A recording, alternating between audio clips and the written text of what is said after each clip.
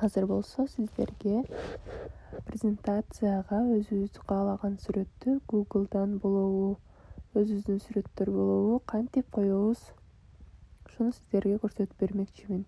Мисалы, Google'га кыргыздын оюлары деп жазалы. Google'дан мынакей түрдүү түстүү сүрөттөр чыкты. Булардын ичинен каалаганыбызды тандап, өзүбүзгө жаккан сүрөттү тандап, скачивать кылып алабыз. Ноутбуктан оң жакта бассак сохранить как деген чыгат.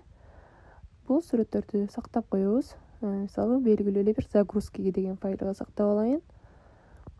Эми муну Canva'да кантип коебуз? Бул жакта карап турсаңыздар, четинде загрузки деген бөлүм бар. Загрузки деген бөлүмдү бассаңыз, загрузить файлы деген чыгат. Ушул жактан өзүбүздүн сактап койгон файлдарыбыздын арасынан таап сүрөттү бассаңыз, бул жака автоматтык түрдө келип коюлат.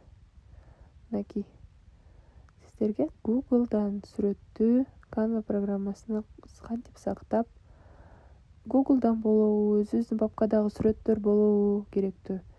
Мисалы, мектепте түшкөн сүрөттөр, өзүбүзгө керектүү сүрөттөрдү коюп койсок болот, каалаган.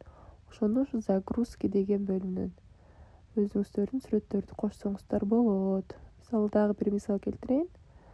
Бишкек шаары жөнүндө сүрөт керек болуп атат десеңиз, Бишкек шаары, мисалы, кыргызча нерселер Canva'да жок. Болсо дагы платный. Ошон үчүн сиздер Google'дан каалаган сүрөтүңүздү коем десеңиздер, мына ушинтип эле Бишкек шаары деп жазсаңыздар, түрдүү сонун сүрөттөр чыкты.